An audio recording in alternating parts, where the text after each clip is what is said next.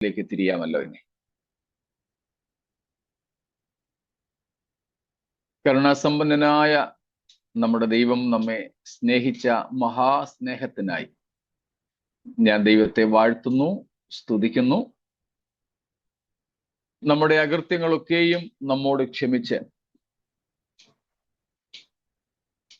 അക്ഷയതയും നിത്യജീവനും നമുക്ക് നൽകിയ, മരണത്തെ ജയിച്ചുയർത്തെഴുന്നേറ്റ യേശുക്രിസ്തുവിന്റെ നാമത്തിൽ ഉള്ള സ്നേഹ വന്ദനങ്ങൾ എല്ലാവർക്കും അറിയിക്കുന്നു. കർത്താവായ യേശുക്രിസ്തുവിലൂടെ നമുക്ക് ലഭ്യമായ നിത്യജീവന്റെ വാഗ്ദത്തത്തിനായും അനുഭവങ്ങൾക്കായും ദൈവത്തിന് സ്തോത്രം.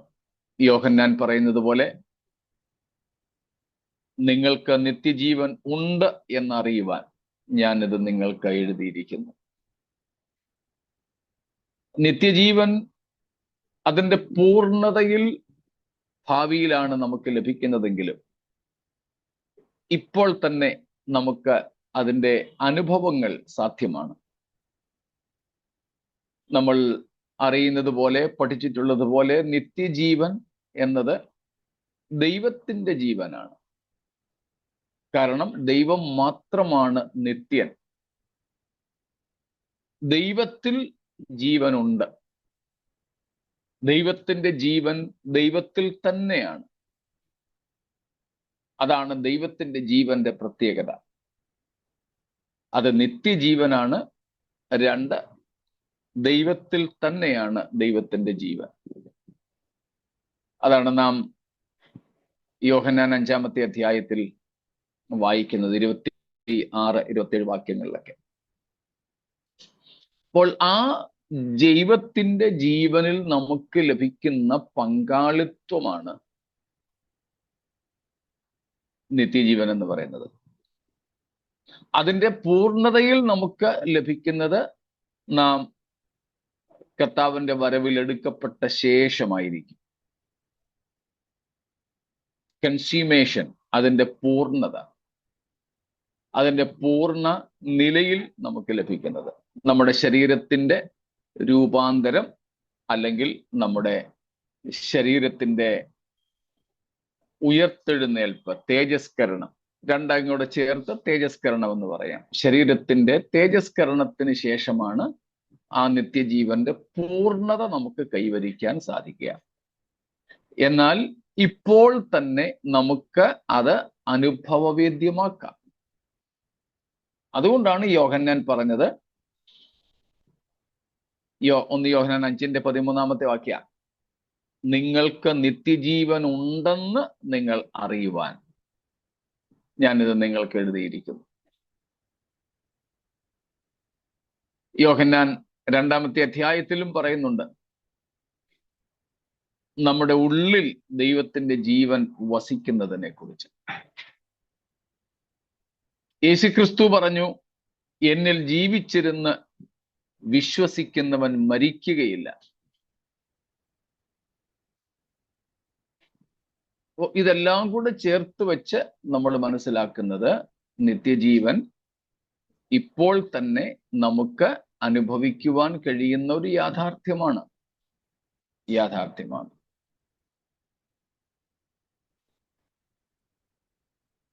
ആ നിത്യജീവൻ അതിൻ്റെ അനുഭവങ്ങളിലൂടെ, ശ്രേഷ്ഠതകളിലൂടെ നമ്മെ ദിനം തോറും നടത്തുന്ന ദൈവത്തിൻ്റെ കൃപയ്ക്കായി ദൈവത്തെ ഞാൻ സ്തുതിക്കുന്നു. വീണ്ടും അതിൻ്റെ ആസ്വാദനങ്ങൾ അനുഭവിച്ച് മുൻപോട്ട് പോകുവാൻ ദൈവം നമുക്കെല്ലാവർക്കും കൃപ ചെയ്യട്ടെ എന്നും ഞാൻ പ്രാർത്ഥിക്കുന്നു. നമ്മൾ പഠിക്കുന്ന വേദഭാഗത്തേക്ക് മടങ്ങി വരുന്നു. യോഹന്നാൻ അപ്പോസ്തലൻ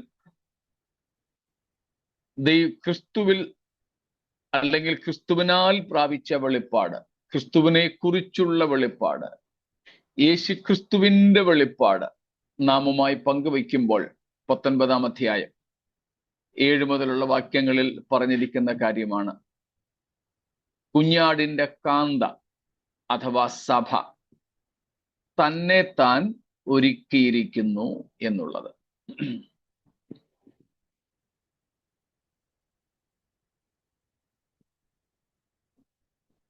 സഭ സ്വയം ഒരുക്കിയിരിക്കുന്നു എന്ന അർത്ഥമാണ് അവിടെ നമുക്കുള്ളത്. എങ്ങനെയാണ് കർത്താവിൻ്റെ കല്യാണത്തിനായി, കുഞ്ഞാടിൻ്റെ കല്യാണത്തിനായി, അല്ലെങ്കിൽ ക്രിസ്തുവിൻ്റെ വരവിനായി സഭ തന്നെ താൻ ഒരുക്കുന്നത് എന്നാണ് നമ്മൾ കഴിഞ്ഞ ആഴ്ചകളിലൊക്കെ കണ്ടുകൊണ്ടിരുന്നത്. അതിൽ ധാരാളം കാര്യങ്ങൾ ഇനിയും നമുക്ക് പഠിക്കുവാനായിട്ടുമുണ്ട്. എന്നാലും ആ ഭാഗങ്ങളിലേക്കെല്ലാം കൂടെ ഇനിയും പോകണമെന്ന് താല്പര്യപ്പെടുന്നില്ല. നമുക്ക് ഏകദേശ രൂപം ഇതിനോടകം കിട്ടിയിട്ടുണ്ട്. വ്യക്തിപരമായ വിശുദ്ധിയെ തികയ്ക്കുന്ന അനുഭവം. വ്യക്തിപരമായി വിശുദ്ധിയെ തികയ്ക്കുക. നമ്മൾ നേരത്തെ പഠിച്ചതുപോലെ അത് നമ്മുടെ ജീവിതത്തിന്റെ സ്വഭാവമായിട്ട് മാറുക. നമ്മുടെ വ്യക്തിത്വത്തിന്റെ ഭാഗമായിട്ട് വിശുദ്ധ ജീവിതം തീരുക. A habitual holiness, not a mere doing something positive. ചില നല്ല കാര്യങ്ങൾ ചെയ്യുന്നതല്ല വേദപുസ്തകം പറയുന്ന വിശുദ്ധി. പകരം യേശുക്രിസ്തുവിന്റെ സ്വഭാവത്തോട് നാം ഏകീഭവിക്കുന്നതാണ്. അതാണ് വിശുദ്ധിയുടെ ഏറ്റവും നല്ല നിർവചനം എന്ന് പറയുന്നത്.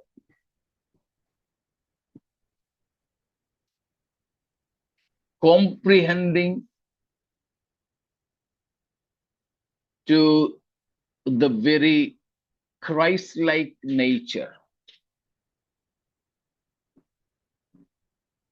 adopting a Christ-like nature, conforming to the Christ-likeness in nature. യേശുക്രിസ്തുവിന്റെ സ്വഭാവത്തോടുള്ള ഏകീകരണമാണ് വിശുദ്ധി എന്ന് പറയുന്നത്.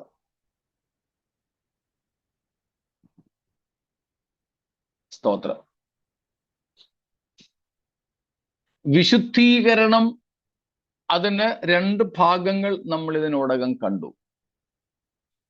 ഒന്ന്, ദൈവം നമ്മിൽ തൻ്റെ ആത്മാവിനാലും വചനത്താലും ചെയ്യുന്ന കാര്യവും.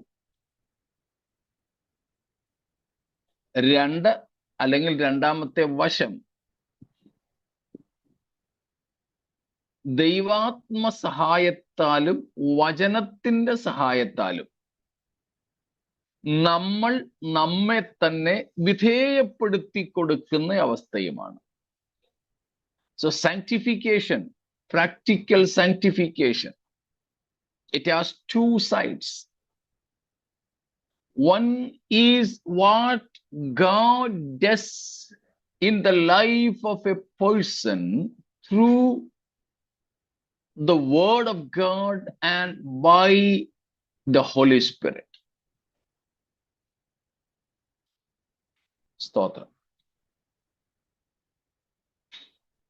And second part, or the other side, is what we yield ourselves to God to be like Christ by the help of the Word and the Spirit. രണ്ടിടത്തും പരിശുദ്ധാത്മാവും ദൈവവചനവുമാണ് ഈ വിശുദ്ധീകരണത്തിന്റെ പ്രധാനപ്പെട്ട മാധ്യമം.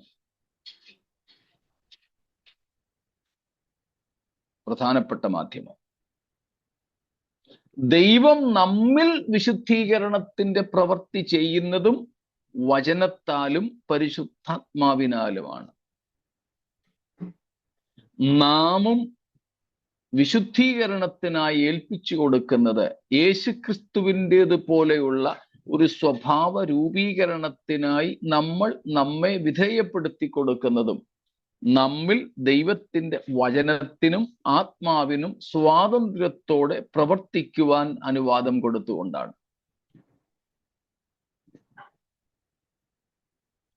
ഇതാണ് സഭ തന്നെത്താൻ ഒരുക്കുന്ന പ്രക്രിയ എന്ന് പറയുന്നത്. സ്തോത്രം. നാം ജീവിച്ചിരിക്കുന്നിടത്തോളം കാലം ആ വിശുദ്ധീകരണത്തിന്റെ പൂർണ്ണതയിൽ നമ്മൾ എത്തിയെന്ന് പറയാൻ പറ്റില്ല. കാരണം ഈ വിശുദ്ധിയുടെ അളവ്, നിലവാരം മനുഷ്യൻ ആരുടേതുമല്ല, ദൈവത്തിന്റെ സ്വഭാവമാണ്. അതാണ് നമ്മുടെ വിശുദ്ധിയുടെ നിലവാരം. അത് ഇൻഫിനിറ്റ് ആണ്, അനന്തമാണ്. പക്ഷെ നമുക്ക് ആ അനന്തമായ ദൈവീക വിശുദ്ധിയുടെ പൂർണ്ണ നിലവാരത്തിലേക്ക് എത്തുവാൻ സാധ്യമല്ല. അതുമല്ലെങ്കിൽ നമ്മൾ പഠിച്ചിട്ടുള്ളത് പോലെ ദൈവത്തിന്റെ വിശുദ്ധി അത് നമുക്ക് അത്ര കണ്ട് മനസ്സിലാക്കാൻ പോലും പറ്റില്ല. അതുകൊണ്ട് മനുഷ്യനായി ഭൂമിയിൽ നമ്മെപ്പോലെ ജനിച്ച് ജീവിച്ച യേശുക്രിസ്തുവിനെയാണ് നാം നോക്കുന്നത്. ആ ക്രിസ്തുവിന്റെ ജീവിത ശൈലി, സ്വഭാവ ശൈലി,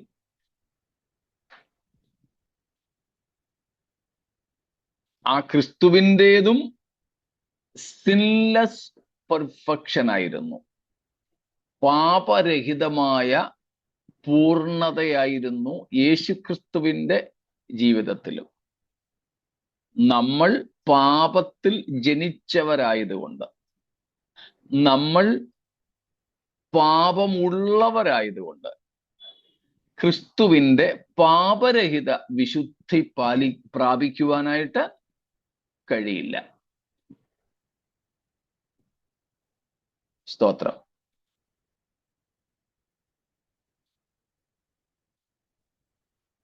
എന്നാൽ പാപമോചനം പ്രാപിച്ച ഒരു പാപിക്ക്, പാപജഡത്തിൽ വസിക്കുന്ന, പാപലോകത്തിൽ കഴിയുന്ന, എന്നാൽ നീതീകരിക്കപ്പെട്ട, പാപമോചനം പ്രാപിച്ച ഒരു പാപിക്ക്, നമ്മെ പോലെയുള്ളവർക്ക് എത്തിച്ചേരുവാൻ കഴിയുന്ന, വളർന്ന് എത്തുവാൻ കഴിയുന്ന, അതിൻ്റെ പരമാവധിയിൽ നമുക്കെത്തണം എന്നുള്ളതാണ് ഇവിടുത്തെ വിഷയം.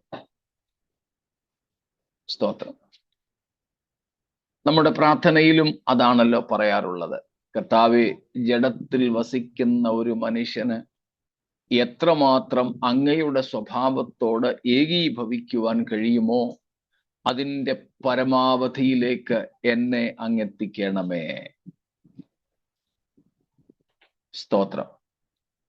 എത്ര നാം വളർന്നാലും, എത്ര വിശുദ്ധരായാലും നാം നോക്കുന്നത് ക്രിസ്തുവിന്റെ നിലവാരത്തെയാ. അപ്പോഴെല്ലാം നമുക്കൊരു കാര്യം മനസ്സിലാകും, എന്നിൽ ഇനിയും ധാരാളം അശുദ്ധികളുണ്ട്, പാപങ്ങളുണ്ട്. ഒരിക്കലും നമുക്ക് ഒരു നിലവാരത്തിലും തോന്നില്ല ഞാൻ വിശുദ്ധനായി എന്ന്. സ്തോത്രം. അതാണ് ദൈവിക വിശുദ്ധിയുടെ വിശേഷത. ഓരോ ദിവസം കഴിയും തോറും നാം ആ സ്വഭാവത്തോട് ഏകീഭവിച്ചു വരികയാണ്. അതിന് നമുക്ക് എപ്പോഴും ആരിലേക്ക് നോക്കിക്കൊണ്ടിരിക്കണം? ക്രിസ്തുവിലേക്ക്. നമ്മുടെ കണ്ണ് വേറെ എങ്ങും പതിയരുത്. പാസ്റ്ററിലേക്ക് പോയാൽ, പ്രസംഗകനിലേക്ക് പോയാൽ, പ്രവാചകനിലേക്ക് പോയാൽ തീർന്നു.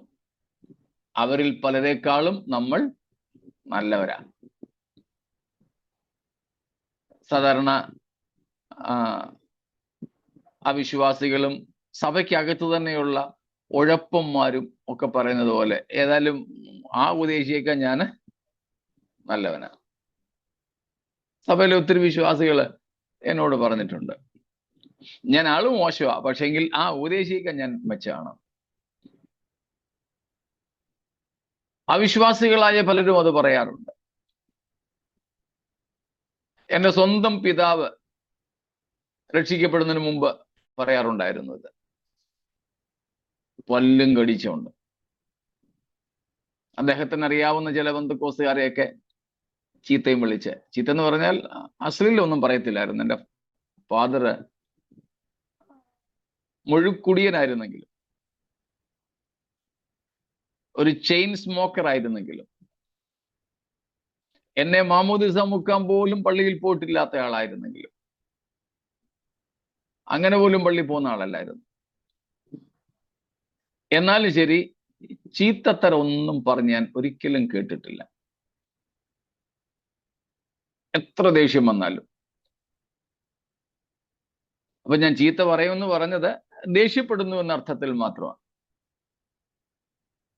ഇപ്പൊ എൻ്റെ ഫാദർ, എൻ്റെ സ്വന്തം പിതാവ് പറയാറുണ്ടായിരുന്നു, എന്നെ ഉപദേശിക്കാൻ വരുന്ന ആ പ്രവാചകനേക്കാൾ, ആ ഉപദേശിയേക്കാൾ പെന്തക്കോസുകാരാ ദൈവത്തിന്റെ മൂത്ത മക്കളാണെന്നും പറഞ്ഞ് ജീവിക്കുന്ന ഇന്നവരെക്കാളൊക്കെ ഞാൻ നല്ലവനാടാ മോനെ.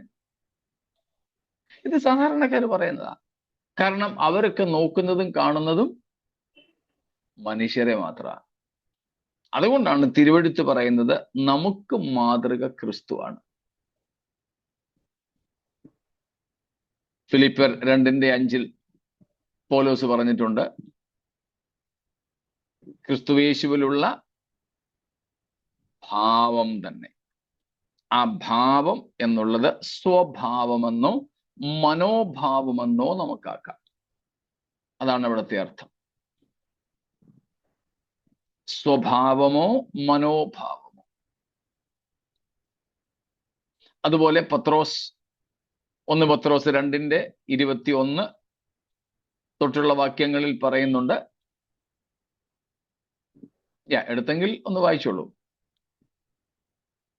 അതിനായിട്ട് അവൻ പാപം ചെയ്തിട്ടില്ല. അതിന് മുമ്പ് 21 തൊട്ട് വായിച്ചു. അതിനായിട്ടല്ലോ നിങ്ങളെ വിളിച്ചിരിക്കുന്നത്. ക്രിസ്തുവും നിങ്ങൾക്ക് വേണ്ടി കഷ്ടമനുഭവിച്ചു. നിങ്ങൾ അവന്റെ കാൽച്ചുവടുകളെ പിന്തുടരുവാൻ ഒരു മാതൃക വെച്ചേച്ചു പോയിരിക്കുന്നു. സ്തോത്രം. നാം യേശുക്രിസ്തുവിന്റെ കാൽച്ചുവടുകളെ പിൻപറ്റേണ്ടതിന്, പിന്തുടരേണ്ടതിന് കർത്താവ് മാതൃക വെച്ചേച്ചു പോയിരിക്കുന്നു. അപ്പൊ പൗലോസ് പറയുന്നു, ക്രിസ്തുവേശുവിലുള്ള സ്വഭാവം അല്ലെങ്കിൽ മനോഭാവം തന്നെ നമുക്കും ഉണ്ടായിരിക്കട്ടെ. പത്രോസ് പറയുന്നു, നാം യേശുക്രിസ്തുവിന്റെ കാൽച്ചുവടുകളെ പിൻപറ്റണം,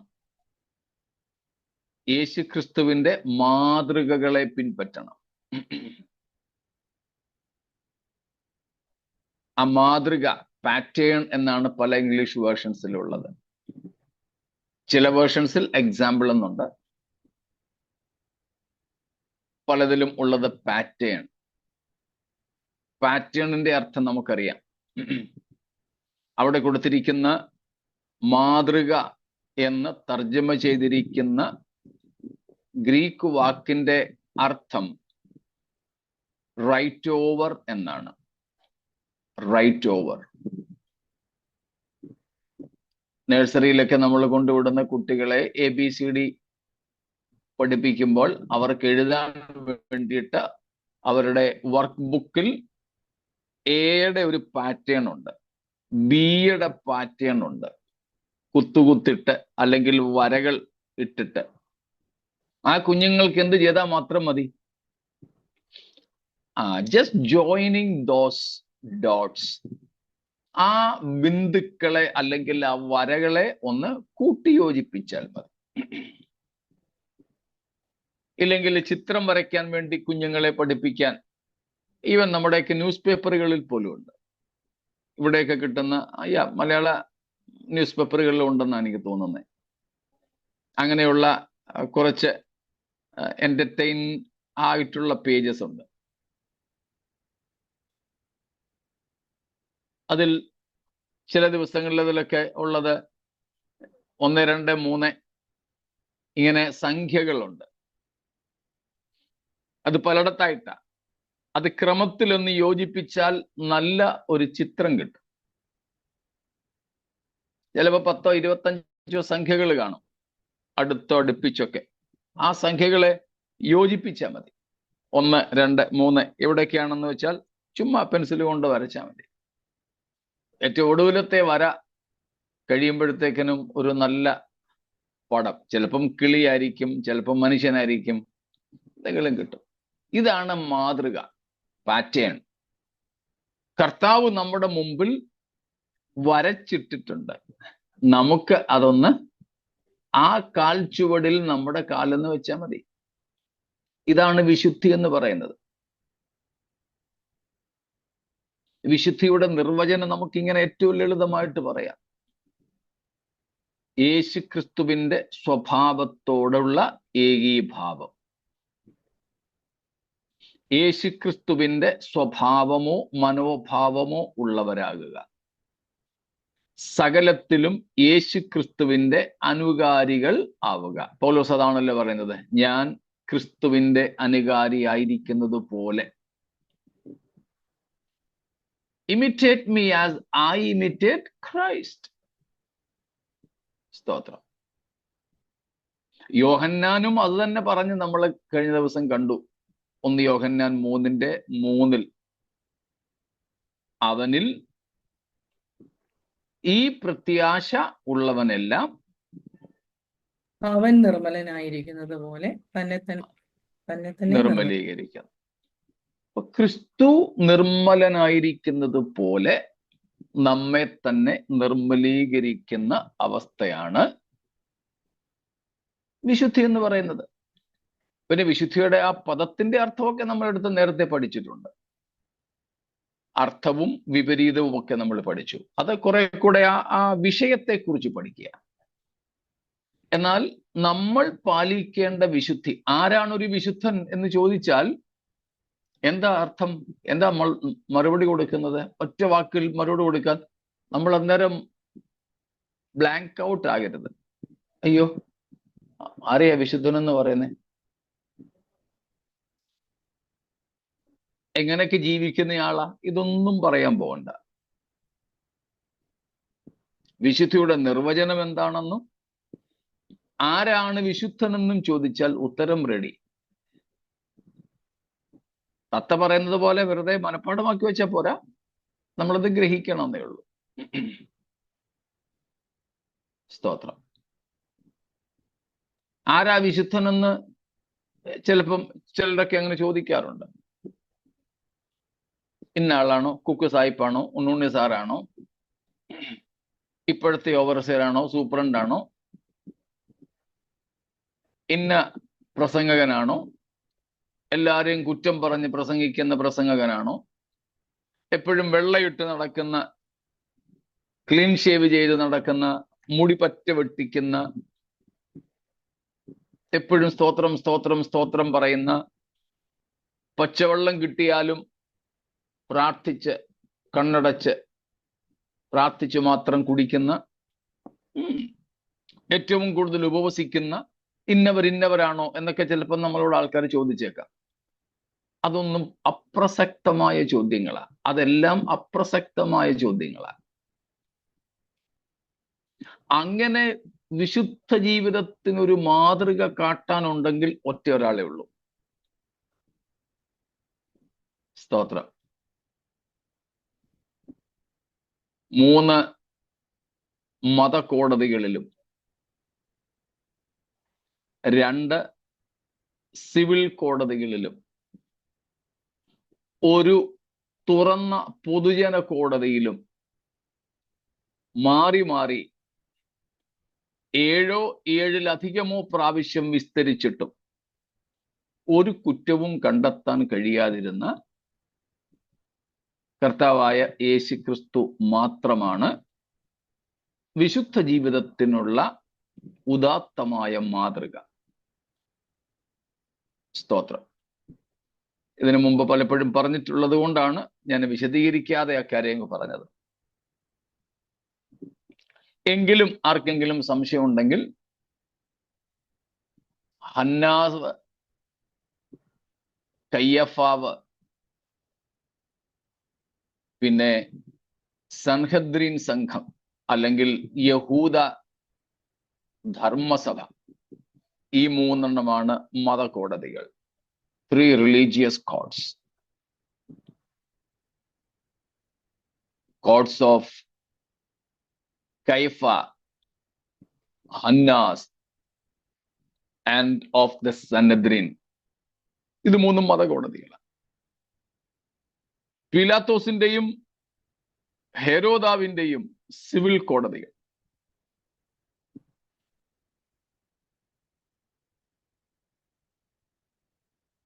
കൂടാതെ ഏറ്റവും ഒടുവിൽ പീലാത്തോസ് തന്നെ പൊതുജനത്തോട് ചോദിച്ചു. ലൂക്കോസ് 23-ാമത്തെ അധ്യായത്തിൽ പുരുഷാരത്തോട് ചോദിച്ചു, ഞാൻ ഇവനെ എന്ത് ചെയ്യണം? അവരും പറഞ്ഞു, ആക്രോശിച്ചു, വിളിച്ചുകൂവി. മഹാപുരോഹിതന്മാർ അങ്ങനെ പഠിപ്പിച്ചുകൊണ്ട് നിർത്തിയിരിക്കുകയാണല്ലോ ഈ പൊതുജനത്തെ. അവനെ ക്രൂശിക്ക. അതുകൊണ്ടാ പറഞ്ഞത് 3 മതകോടതികളിലും പീലാത്തോസിന്റെ കോടതിയിൽ 2 പ്രാവശ്യവും ഹെരോദാവിന്റെ കോടതിയിൽ 1 പ്രാവശ്യവും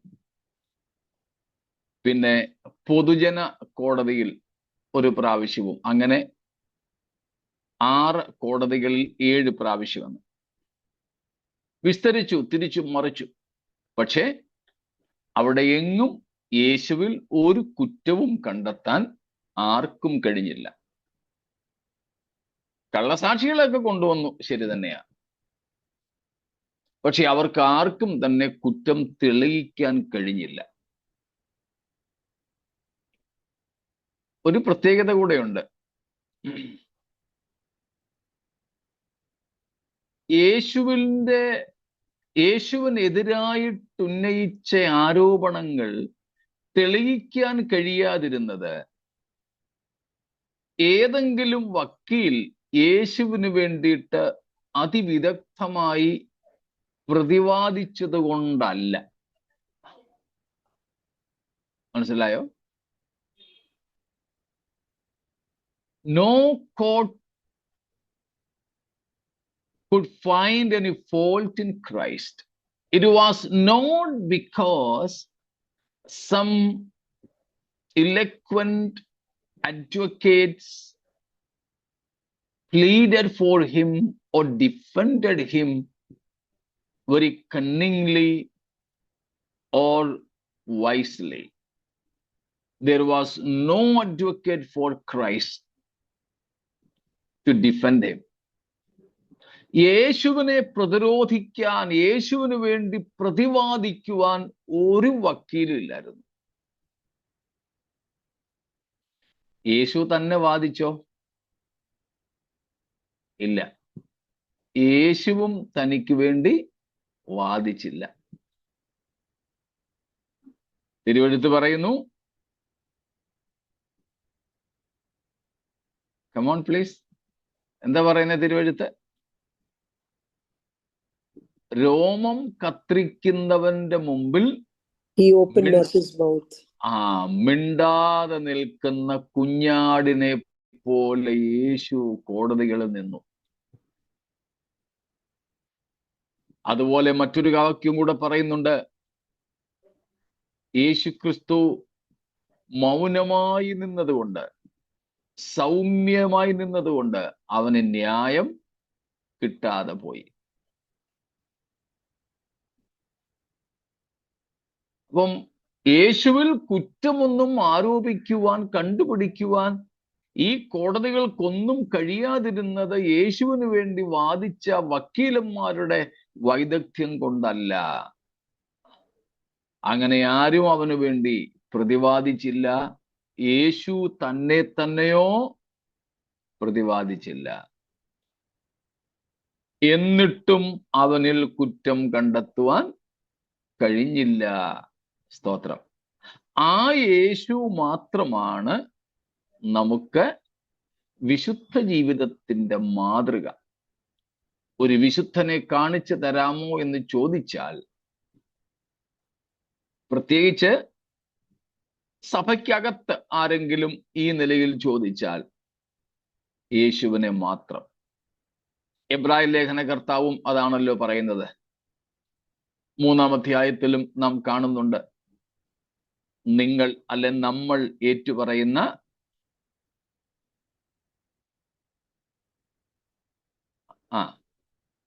നാം സ്വീകരിച്ചു പറയുന്ന അപ്പോസ്തോലനും മഹാപുരോഹിതനുമായ യേശുവിനെ ശ്രദ്ധിച്ചു നോക്കുവീൻ. 12-ാം അധ്യായത്തിലെ കാര്യം നമുക്കറിയാം.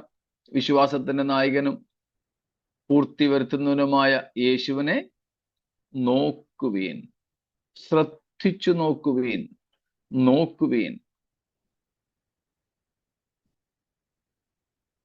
ആ യേശുവിൽ മാത്രം നമ്മുടെ കണ്ണുകൾ നട്ടുകൊണ്ട് അവനെ പോലെ ആകാനുള്ള ആഗ്രഹത്തോടെ, ആകാംക്ഷയോടെ, കൊതിയോടെ, സമർപ്പണത്തോടെ നാം ആയിരിക്കുക.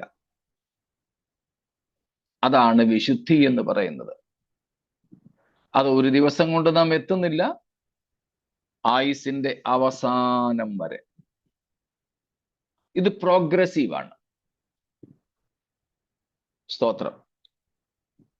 ഇന്നത്തേക്കാൾ നാളെ, നാളത്തേക്കാൾ അതിൻ്റെ അടുത്ത ദിവസം നമ്മൾ വിശുദ്ധരാകും. പക്ഷെ ഇതൊരിക്കലും മതി എന്ന് വെക്കുന്ന അളവിലേക്ക് എത്തുന്നില്ല. കാരണം പറഞ്ഞല്ലോ, യേശു ക്രിസ്തുവിന്റെ ഇൻഫിനിറ്റ് ആയ, അനന്തമായ വിശുദ്ധിയാണ് നാം എത്തിച്ചേരേണ്ട, നാം പ്രാപിക്കേണ്ട വിശുദ്ധിയുടെ അളവ്.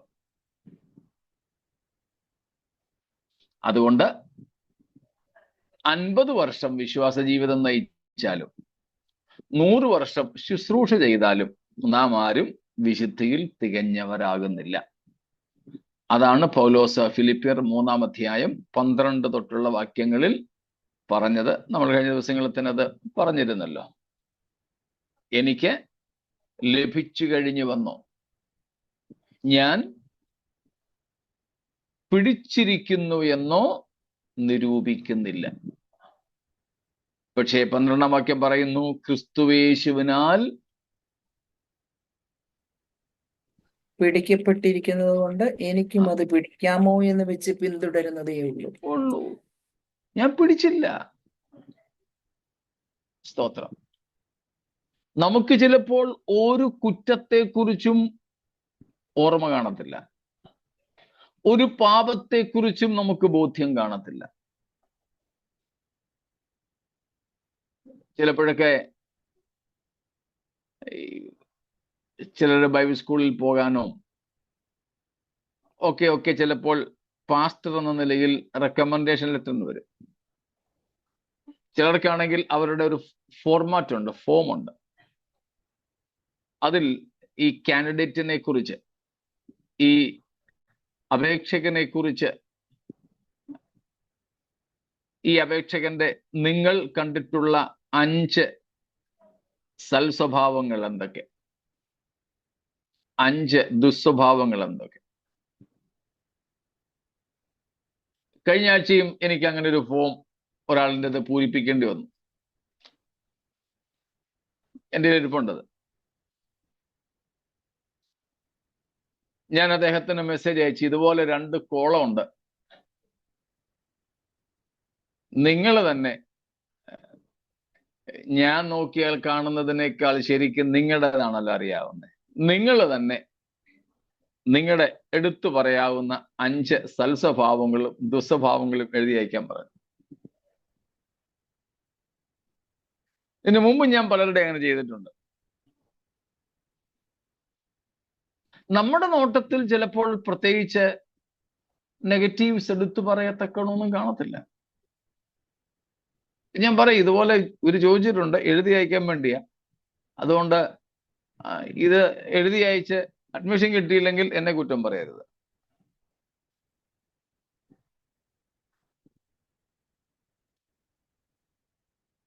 അപ്പൊ നമ്മൾ ചിലപ്പോൾ നമ്മളെയോ മറ്റുള്ളവരെയോ നോക്കിയാൽ എടുത്തു പറയത്തക്ക കുഴപ്പമൊന്നും കാണത്തില്ല. ചിലരൊക്കെ നമ്മുടെ സഭയിലുള്ളവർ തന്നെ, ചിലർ ബൈബിൾ സ്കൂളിൽ സ്റ്റുഡൻസ് ഒക്കെ ചിലപ്പം വന്നിട്ട് പറയും, ഇത്ര നാളായിട്ട് എന്നെ കാണുന്നല്ലോ, എന്തൊക്കെയാ എൻ്റെ ജീവിതത്തിൽ ഇനിയും മാറ്റേണ്ടതായിട്ട് പാസ്റ്റർക്ക് തോന്നുന്നത്, ഒന്ന് പറഞ്ഞു തരാമോ? ചിലപ്പോൾ നമുക്കങ്ങനെ തോന്നിയെന്ന് വരില്ല, ഒന്നും എടുത്തു പറയത്തക്കതുപോലെ. അതാ പൗലോസ് പറയുന്നത്, എനിക്ക് യാതൊരു കുറ്റത്തെക്കുറിച്ചും ബോധമില്ല എന്ന് വരികിലും ഞാൻ നീതിമാനാകുന്നില്ല. അതിനാൽ ഞാൻ നീതിമാനാകുന്നില്ല. കാരണം എന്താ? എന്നെ വിധിക്കുന്നത് കർത്താവാകുന്നു. 1 കൊരിന്ത്യർ 4-ാം അധ്യായത്തിന്റെ 3 മുതൽക്കുള്ള 3, 4, 5 വാക്യങ്ങളാണ്. സ്തോത്രം. എന്നെ വിധിക്കുന്നത് കർത്താവാകും. അതുകൊണ്ട് സഭ ക്രിസ്തുവിന്റെ വരവിനായിട്ട് അല്ലെങ്കിൽ കുഞ്ഞാടിന്റെ കല്യാണത്തിനായി തന്നെ താൻ ഒരുക്കുന്നത് ഇങ്ങനെയാണ്. എങ്ങനെ? വിശുദ്ധീകരണ പ്രക്രിയയിലൂടെ. വിശുദ്ധി എന്ത്? യേശു ക്രിസ്തുവിന്റെ സ്വഭാവത്തോട് അനുരൂപപ്പെടുക.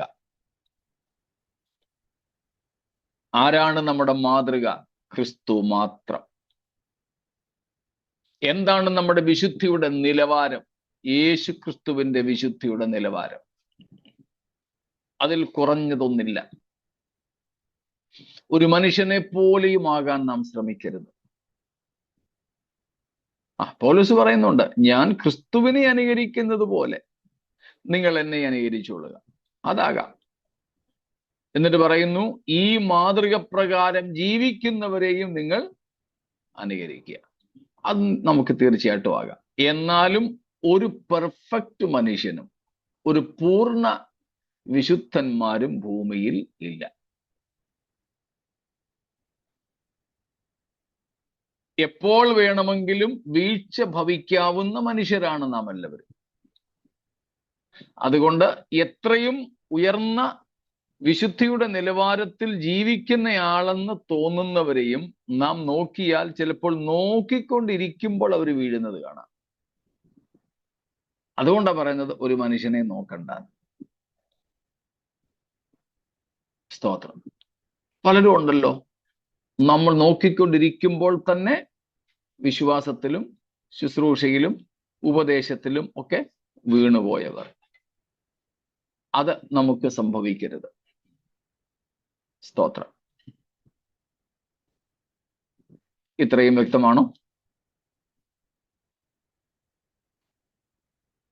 ഇന്നലെയും നമ്മൾ ഒടുവിൽ ചോദ്യങ്ങളൊന്നും ചോദിച്ചില്ല. അപ്പം ഇത്രയും കാര്യങ്ങളിൽ എന്തെങ്കിലും ചോദ്യങ്ങൾ ഉണ്ടെങ്കിൽ ചോദിക്കാം.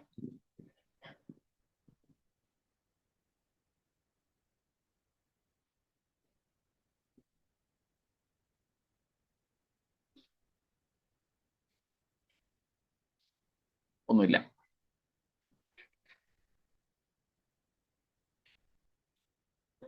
ദൈവം നമ്മെ വിശുദ്ധീകരിക്കുന്നു. അതിന് ദൈവം ഉപയോഗിക്കുന്ന മാധ്യമങ്ങൾ, ദ ഏജൻസ് ഓഫ് സാങ്ക്ടിഫിക്കേഷൻ.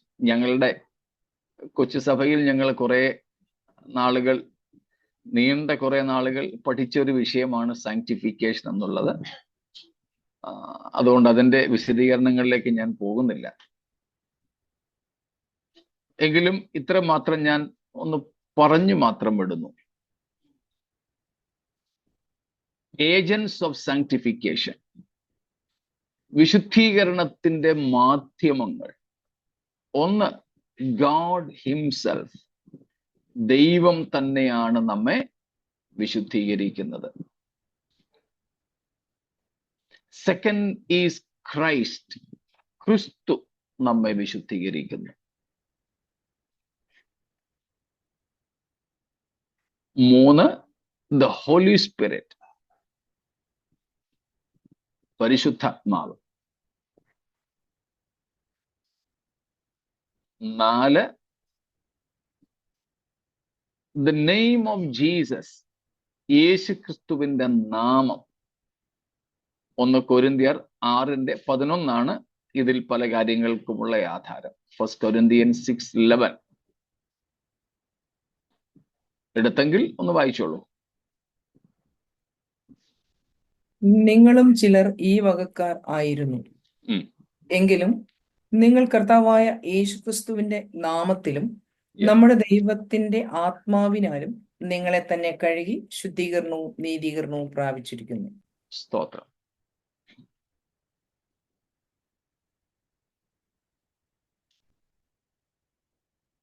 എങ്ങനെയൊക്കെയാണ്? 2 കാര്യങ്ങൾ അവിടെ ഉണ്ട്. 1 യേശുക്രിസ്തുവിന്റെ നാമം, 2 ദൈവത്തിന്റെ ആത്മാവ്. 1 തെസ്സലോനിക്കർ 5:23 നമ്മൾ വായിക്കുന്നുണ്ട്, സമാധാനത്തിന്റെ ദൈവം തന്നെ നിങ്ങളെ മുഴുവനും ശുദ്ധീകരിക്കുമാറാകട്ടെ. സ്തോത്രം. ദൈവമാണ് നമ്മെ ശുദ്ധീകരിക്കുന്നത് എന്ന് നാം അവിടെ കാണുന്നുണ്ട്. സ്തോത്രം. എബ്രായർ 13:12, ഹീബ്രൂസ് 13:12, ഇറ്റ് ഈസ് ക്രൈസ്റ്റ്. എടുത്തെങ്കിൽ വായിച്ചു. അങ്ങനെ യേശു സ്വന്തം രക്തത്താൽ ജനത്തെ വിശുദ്ധീകരിക്കേണ്ടതിന്, യേശു നമ്മെ വിശുദ്ധീകരിക്കേണ്ടതിന്. അതേ വാക്യം തന്നെ നമുക്ക് എടുക്കാൻ പറ്റും. We are sanctified by the blood of Jesus. യേശുവിന്റെ രക്തം നമ്മുടെ ശുദ്ധീകരണത്തിന്റെ മാധ്യമമാണ്.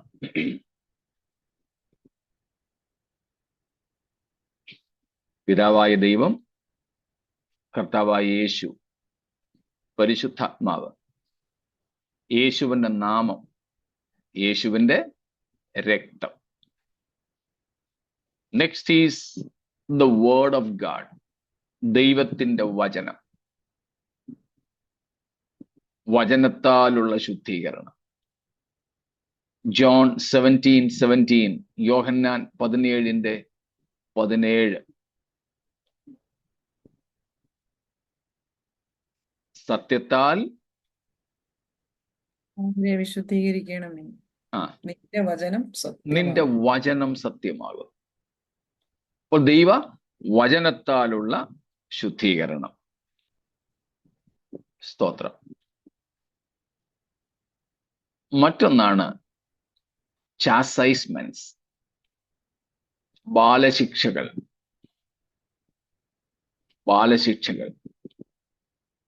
എബ്രായ ലേഖനം 12-ാമത്തെ അധ്യായം 5 മുതൽക്ക് 13 വരെ അല്ലെങ്കിൽ 12 വരെയുള്ള വാക്യങ്ങളിൽ നമ്മൾ കാണുന്നു. ബാലശിക്ഷകളാൽ, പ്രത്യേകിച്ച് അതിന്റെ 10-ാമത്തെ വാക്യത്തിലുണ്ട്, ഹി ചാസൻസ് us, നാം അവന്റെ വിശുദ്ധി പ്രാപിക്കേണ്ടതിന്, നാം അവന്റെ വിശുദ്ധി പ്രാപിക്കേണ്ടതിന്, that we may share in his holiness. സ്തോത്രം. അതാണ് നിലവാരം.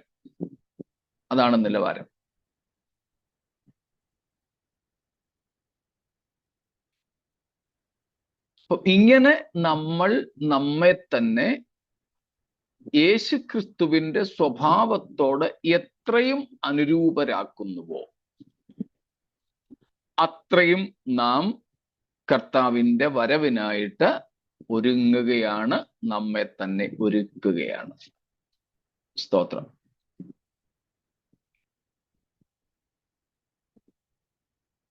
ഇങ്ങനെയാണ് തന്നെത്താൻ ഒരുക്കുന്ന വിഷയം.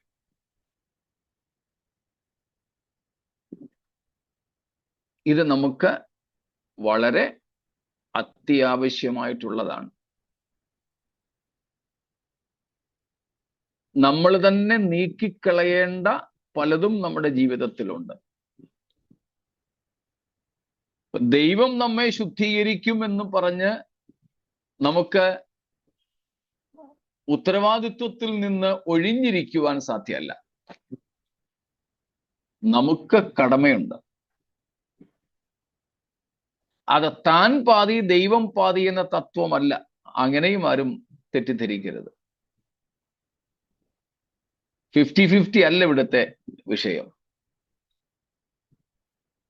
പൂർണ്ണമായും ദൈവവും പൂർണ്ണമായും നമ്മളും സഹകരിച്ച് ചെയ്യേണ്ട ഒരു ഒരുക്കമാണ്, ഒരു കാര്യമാണിത്.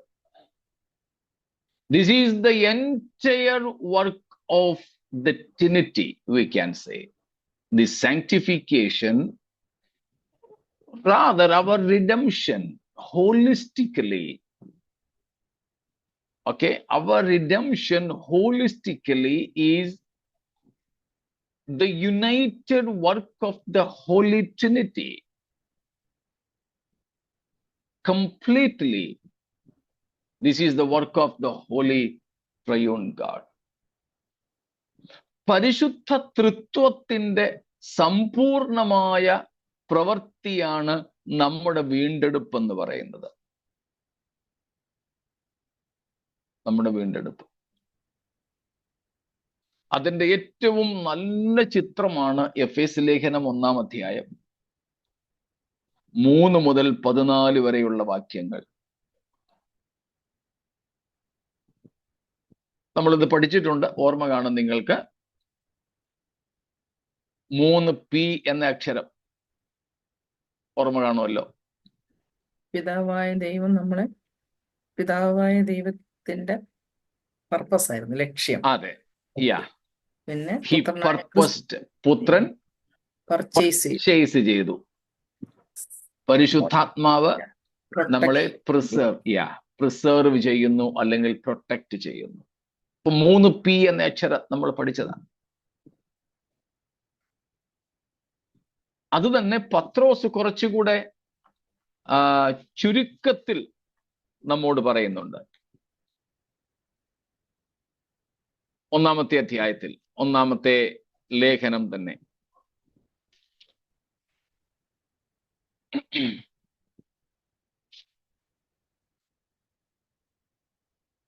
ഒന്നും രണ്ടും വാക്യങ്ങളാണ്, പ്രത്യേകിച്ച് 2-ാമത്തെ വാക്യമാണ്. പിതാവായ ദൈവത്തിന്റെ മുന്നറിവിനൊത്തവണ്ണം. അപ്പൊ പിതാവ് നമ്മളെ മുന്നറിവിനൊത്തവണ്ണം ആത്മാവിന്റെ വിശുദ്ധീകരണം പ്രാപിച്ച് ആത്മാവ് നമ്മെ വിശുദ്ധീകരിക്കുന്നു. യേശുവിന്റെ രക്തത്താൽ തളിക്കപ്പെടുവാനുമായി. സ്തോത്രം. കണ്ടോ, പിതാവിന്റെയും പുത്രന്റെയും പരിശുദ്ധാത്മാവിന്റെയും കൂട്ടായ പ്രവർത്തനമാണ് നമ്മുടെ വീണ്ടെടുപ്പ്, നമ്മുടെ വിശുദ്ധീകരണം. വിശുദ്ധീകരണം വീണ്ടെടുപ്പിൽ പെടുന്നതാണ്. എന്തോ അതിന്റെ റെഫറൻസ് ഇപ്പൊ വായിച്ചതിന്റെ റെഫറൻസ് 1 പത്രോസ് 1-ാം അധ്യായം 2-ാം വാക്യം, 1-2 വാക്യങ്ങൾ. 2-ാമത്തെ വാക്യമാണത്. 1 Peter 1:2. അപ്പോൾ പിതാവും പുത്രനും പരിശുദ്ധാത്മാവും കൂടെ ഒരു വ്യക്തിയിൽ കൂട്ടായ പ്രവർത്തനം ചെയ്യുന്നതിന്റെ ഫലമാണ് നമ്മുടെ വീണ്ടെടുപ്പ്. ഈ വിശുദ്ധീകരണം എന്നത് ആ വീണ്ടെടുപ്പിന്റെ ഒരു പദ്ധതിയാണ്, ഒരു കാര്യപരിപാടിയാണ്.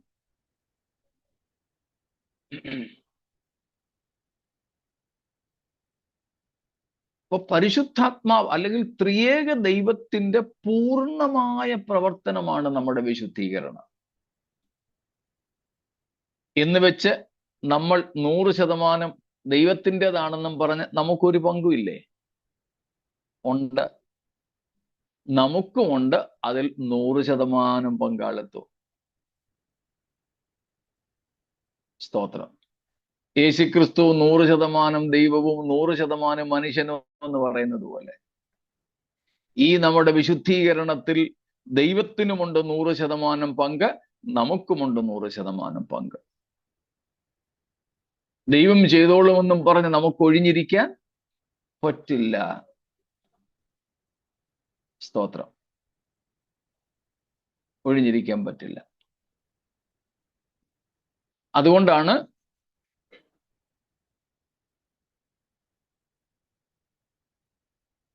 റോമാലേഖനം 12-ന്റെ 1-2 വാക്യങ്ങളിൽ പൗലോസ് പറഞ്ഞത്, എന്താ പറഞ്ഞത്? നമുക്കറിയാവുന്ന വാക്യാണല്ലോ.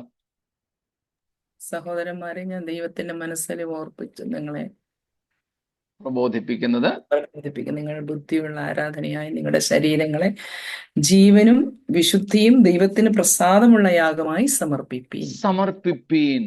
ആ സമർപ്പണം, വോളണ്ടിയർ ഡെഡിക്കേഷൻ, വോളണ്ടിയർ കമ്മിറ്റ്മെന്റ്, അത് ആരുടെ ഭാഗത്തു നിന്നും ഉണ്ടാകേണ്ടത്?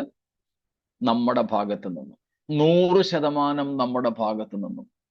അപ്പോൾ ദൈവത്തിന്റെ 100% എന്തുവാ? അങ്ങനെ സമർപ്പിക്കാനുള്ള ഒരു മനസ്സ് നമുക്ക് തരുന്നത്, അങ്ങനെ സമർപ്പിക്കാനുള്ള കരുത്ത് നമുക്ക് തരുന്നത് 100% ദൈവത്തിന്റെ ഭാഗം. കണ്ടോ, ആ സമർപ്പണം എന്ന ഒറ്റ വിഷയത്തിൽ നമ്മുടെ പൂർണ്ണമായ പങ്കും ദൈവത്തിന്റെ പൂർണ്ണമായ പങ്കും ഒരുമിക്കുന്നത് കണ്ടോ. ഇതിനെ 50-50 എന്ന് പറയരുത്. താൻ പാതി ദൈവം പാതി എന്ന തത്വം തെറ്റ്. അതല്ല ഇവിടുത്തെ വിഷയം. അപ്പം വോളണ്ടിയർ ആയിട്ട് നമ്മോട് പറയുകയാണ്, നിങ്ങൾ സമർപ്പിപ്പീൻ. സ്തോത്രം. അതേ കാര്യം 6-ാം അധ്യായത്തിൽ ആവർത്തിച്ചു പറയുന്നുണ്ട് പൗലോസ്ലീഹ. റോമാലേഖനം തന്നെ 6-ാമത്തെ അധ്യായത്തിൽ പൗലോസ്ലീഹ ആവർത്തിച്ച് പറയുന്നുണ്ട് ഈ സമർപ്പണത്തെ കുറിച്ച്. അതുകൊണ്ടാണ് നമ്മളതിനെ ബാപ്റ്റൈസ്മൽ ചാപ്റ്റർ, സ്നാന അധ്യായം എന്ന് വിളിക്കുന്നത്. സ്തോത്രം. അവിടെ 13-ാമത്തെ വാക്യത്തിൽ പറയുന്നു, സമർപ്പിക്കരുത്. 1-ാം ഭാഗം പറയുന്നത്, നിങ്ങളുടെ അവയവങ്ങളെ അനീതിയുടെ ആയുധങ്ങളായി പാപത്തിന് സമർപ്പിക്കരുത്. അരുത്. കണ്ടോ.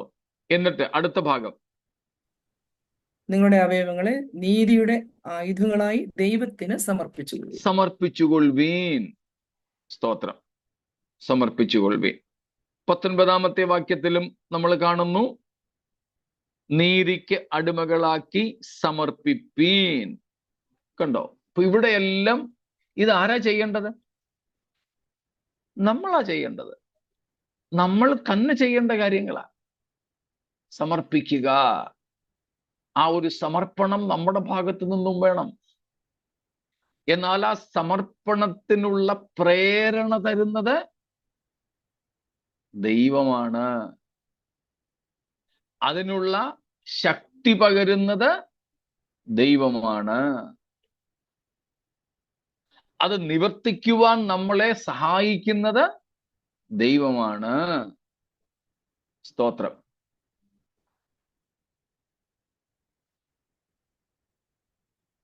ഉത്തരവാദിത്വം നമ്മെ ഏൽപ്പിക്കും. സ്തോത്രം.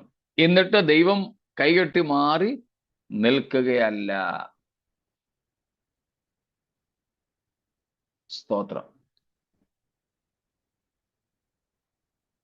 എന്നാൽ ദൈവം തന്നെ ചെയ്തോട്ടെന്നും പറഞ്ഞ് നമുക്ക് മാറിയിരിക്കുവാൻ പറ്റുകയുമില്ല. അതാണ് പറഞ്ഞത്, നമുക്ക് 100% പങ്കാളിത്വം ദൈവത്തിനും അങ്ങനെ തന്നെ.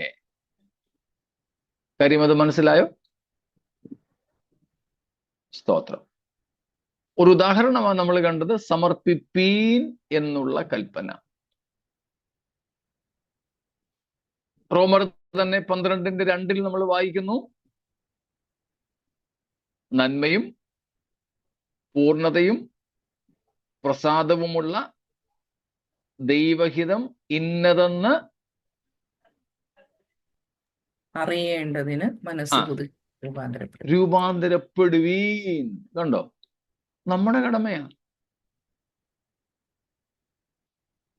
ഓർമ്മ കാണും നിങ്ങൾക്ക്, ഈ 12-ാമത്തെ അധ്യായത്തിൽ എത്ര പ്രായോഗിക നിർദ്ദേശങ്ങൾ ഉണ്ടെന്നാണ് നമ്മൾ പഠിച്ചിട്ടുള്ളത്?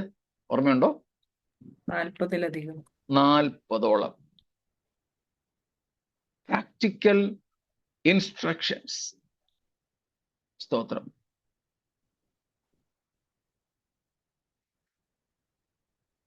അതുപോലെ 2 കൊരിന്ത്യർ 7:1 നമുക്ക് മനഃപ്പാഠമായ വാക്യമാണ്. പ്രിയമുള്ളവരെ, ഈ വാഗ്ദത്തങ്ങൾ നിങ്ങൾക്കുള്ളത് കൊണ്ട് ആ ജഡത്തിലെയും ആത്മാവിലെയും സകല കന്മഷവും നീക്കി ദൈവഭയത്തിൽ വിശുദ്ധിയെ തികച്ചുകൊള്ളുക. കണ്ടോ, ജഡത്തിലെയും ആത്മാവിലെയും സകല കന്മഷവും നീക്കി. നമ്മെ നീക്കണേ കർത്താവെ, നീക്കണേ കർത്താവെ എന്ന് ദൈവത്തോട് പറയാനല്ല, നമ്മുടെ ജീവിതത്തിലുള്ളതിനെ നമ്മൾ നീക്കണം. അത് നമ്മുടെ കടമയാ, അതിൽ നമ്മുടെ പങ്കാളിത്വമാ. പിന്നെ ദൈവത്തിന്റെ പങ്കാളിത്വം എന്താ? നമ്മിലുള്ള കന്മഷങ്ങളെ കുറിച്ച് ബോധ്യം തരുന്നത് ദൈവത്തിന്റെ പരിപാടിയാണ്. അത് ഉപേക്ഷിക്കുന്നതിനുള്ള മനസ്സ് തരുന്നത് കർത്താവാ. വിശുദ്ധിയെ തികച്ചുകൊള്ളുവീൻ. വിശുദ്ധിക്ക് വേണ്ടിയുള്ള ദാഹം നമ്മിൽ ജനിപ്പിക്കുന്നത് ദൈവമാണ്. സ്തോത്രം. കണ്ടു, ദൈവത്തിന്റെയും നമ്മുടെയും 100% പങ്കാളിത്വം.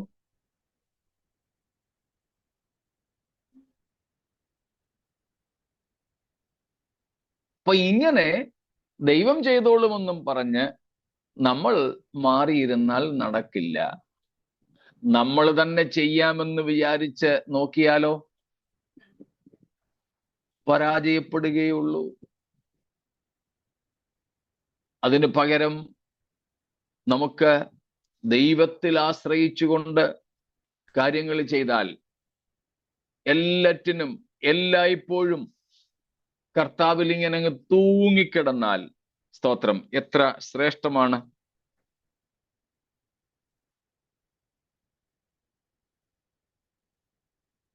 ഫിലിപ്പ് ലേഖനം 2:13 ഫിലിപ്പീൻസ് 2:13. ഇച്ഛിക്കുക എന്നതും പ്രവർത്തിക്കുക എന്നതും നിങ്ങളിൽ ദൈവമല്ലോ തിരുവള്ളം ഉണ്ടായിട്ട് പ്രവർത്തിക്കുന്നത്. സ്തോത്രം. ദൈവമാണ് നമ്മിൽ ഇച്ഛ പോലും തരുന്നതെന്ന്, ആഗ്രഹം പോലും ജനിപ്പിക്കുന്നതെന്ന്. സ്തോത്രം. അതുകൊണ്ടാ പറയുന്നത്, പ്രാർത്ഥിക്കാൻ മനസ്സിൽ ഒരു ഒരുക്കം വരുമ്പോൾ ഇച്ചിരി കഴിയട്ടെന്നും പറഞ്ഞിരിക്കരുത്. ഉപവസിക്കുവാൻ പ്രേരണ വരുമ്പോൾ അടുത്ത ആഴ്ചയാകട്ടെന്ന് കരുതരുത്. എവിടെയെങ്കിലും പോകാൻ, ആരെയെങ്കിലും കാണാൻ, സുവിശേഷം പറയാൻ ഒരു ഉൾപ്രേരണ കർത്താവ് തരുമ്പോൾ കാലാവസ്ഥയും സമയവും ഒക്കെ നോക്കി പിന്നീടാകട്ടെന്ന് വയ്ക്കരുത്. വിശുദ്ധ ജീവിതത്തിനു വേണ്ടി ഒരു വലിയ ആഗ്രഹം നമ്മൾ ജനിക്കുമ്പോൾ അത് നമ്മൾ നീട്ടിവെക്കരുത്, പോസ്റ്റ്പോൺ ചെയ്യരുത്. കാരണം എല്ലായ്പ്പോഴും ഈ ദൈവത്തിന്റെ ആത്മാവ് നമ്മിൽ പ്രതിവാദിച്ചു കൊണ്ടിരിക്കില്ല. ദൈവം നമ്മിൽ ആ ഇച്ഛകൾ ജനിപ്പിക്കുമ്പോൾ തന്നെ നാം അതിനനുസൃതമായിട്ട് പ്രവർത്തിക്കണം. അതാണ് നാം ഇന്നലെ ഏറ്റവും ഒടുവിൽ പറഞ്ഞത്, cooperating with God always and fully. ദൈവത്തോടൊപ്പം സകലത്തിലും പൂർണ്ണമായും നമ്മൾ സഹകരിക്കുക എന്ന്. സ്തോത്രം.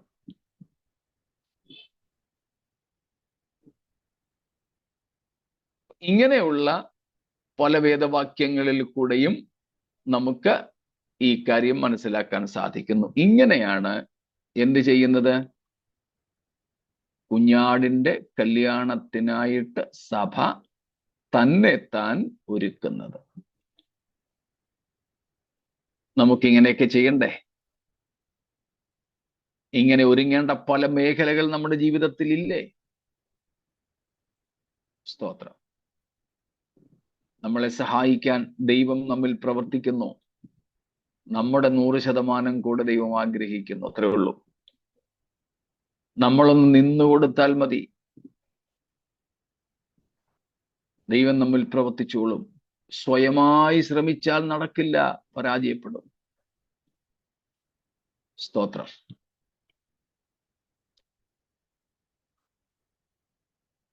ഇത്രയും കാര്യങ്ങൾ വ്യക്തമാണോ?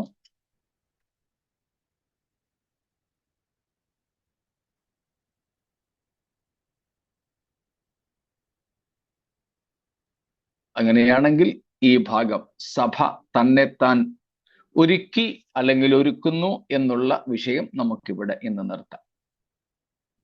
നാമും നമ്മുടെ കർത്താവിന് വേണ്ടി നമ്മെ തന്നെ ഒരുക്കി നമ്മുടെ കർത്താവിന്റെ വരവിനായിട്ട് കാത്തിരിക്കാം. ഈ വചനങ്ങളാൽ ദൈവം നമ്മെ അനുഗ്രഹിക്കുമാറാകട്ടെ.